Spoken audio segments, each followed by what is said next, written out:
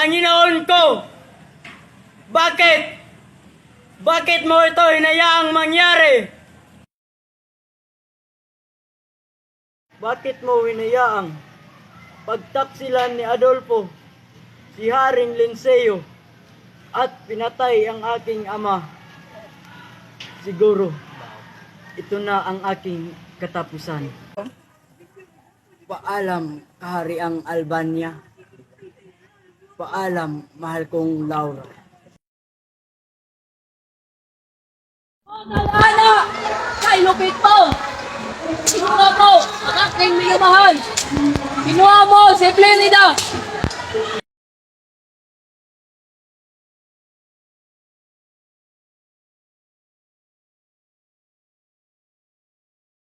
Saan kaya nanggaling ang tinig na iyon?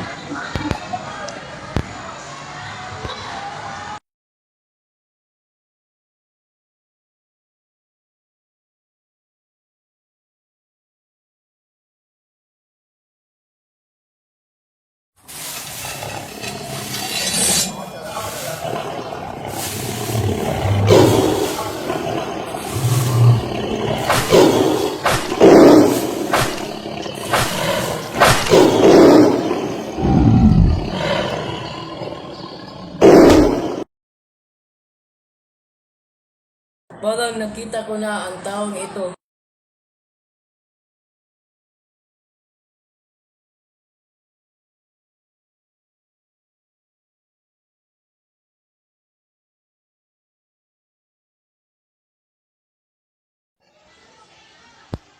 Sino ka?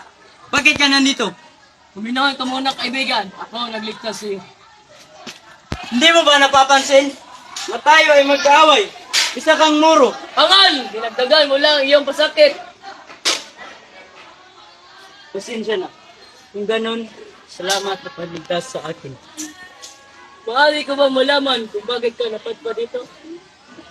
Kung maaari, hayaan mo akong magsalaysay ng aking buhay.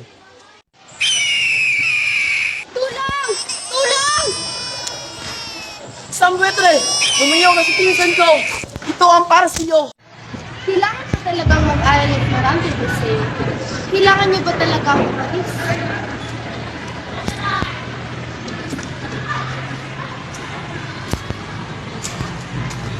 Dahil mas maganda ang pag-aaral doon sa Atenas, mahal ko.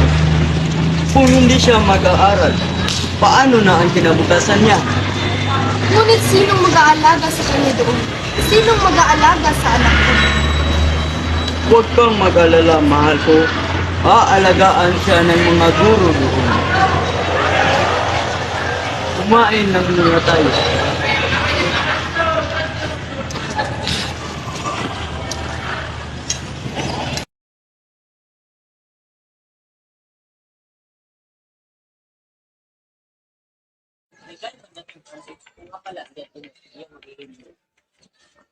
Salamat po, ating guro.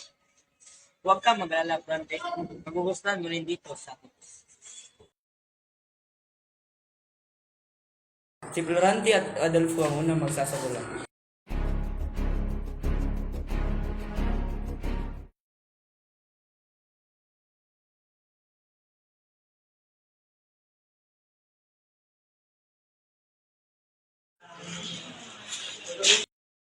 Tigil mo yan!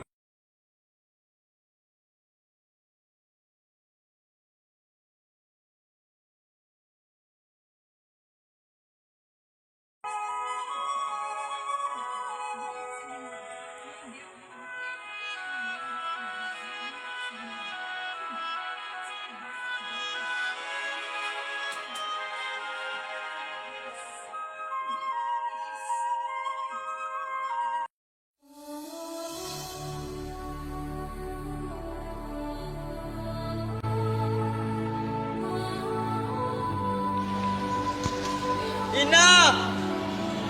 Aking ina! Hindi man lang tayo nagsama ng matagal.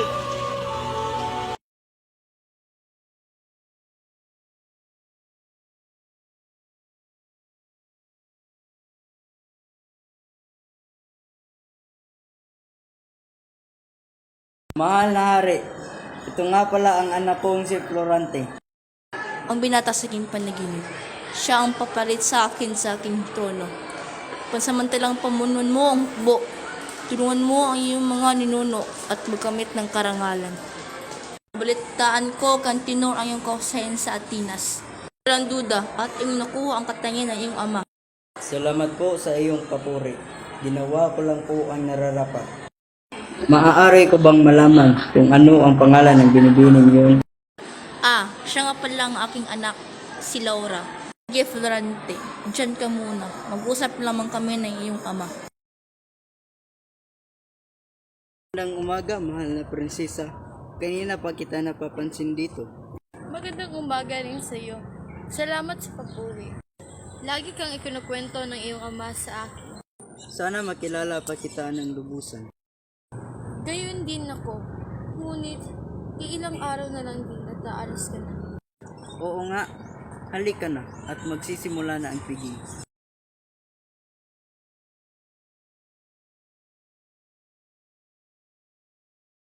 Magandang gabi, Florante. Mag-iingat ka palagi. Magandang gabi din, mahal na hari. Salamat sa iyong pagpapaalala.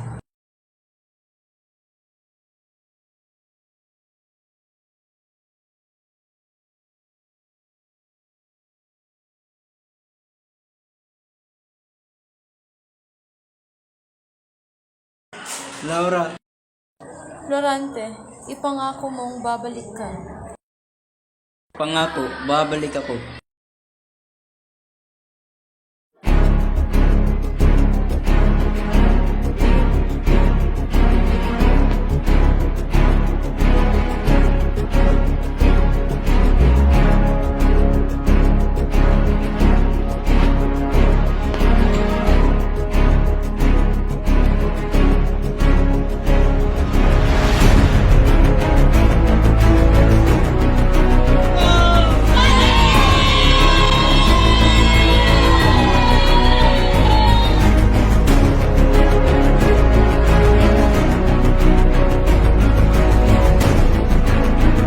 Pasensya ka na, Florante, dahil pabalik ka uli sa digmaan.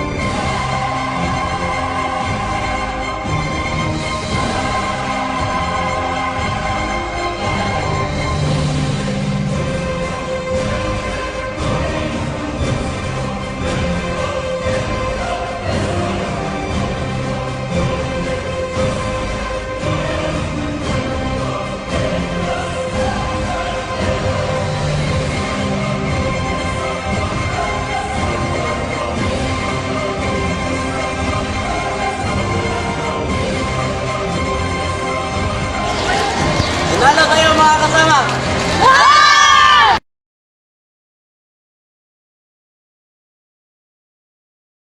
Hayaan mo kong isalaysay ang aking kwento.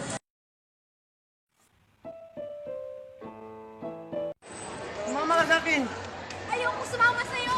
Kung hindi ka sumama, patayin ko si Aladdin. Huwag si Aladdin. Sasama ako.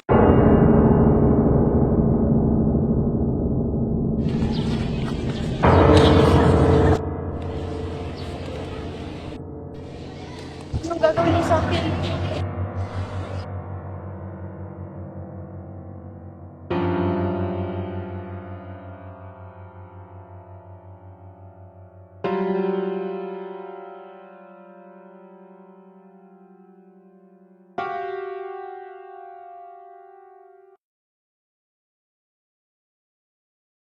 Tigil mo yan!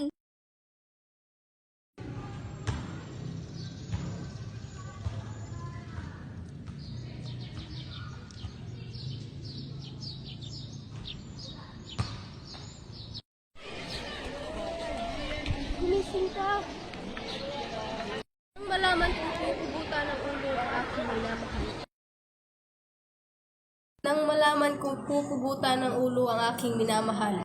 Ako'y nagmakaawa sa hari na wag na itong ituloy. Matapos nito ay nagdamit herera ako upang makatakas sa kaharian. Frida, kumusta ka na? Itinakas ko si Laura mula kay Adolfo at idinala ko siya rito. Mahal na mahal kita. But now that you came into my life, I feel complete. The flowers bloom, the morning shines, and I can see. Bakit ka napadpad dito, Laura? Maayos ka lang ba? Simula nung umalis ka ay naging magulo na ang bayan. Madalas na ako pagtangkaan ni Adolfo. Pinaslang niya ang aking amahan at gayon din ng iyong ama. I feel the warmth inside. Your love is like the river that flows down through my veins. I feel the chill inside.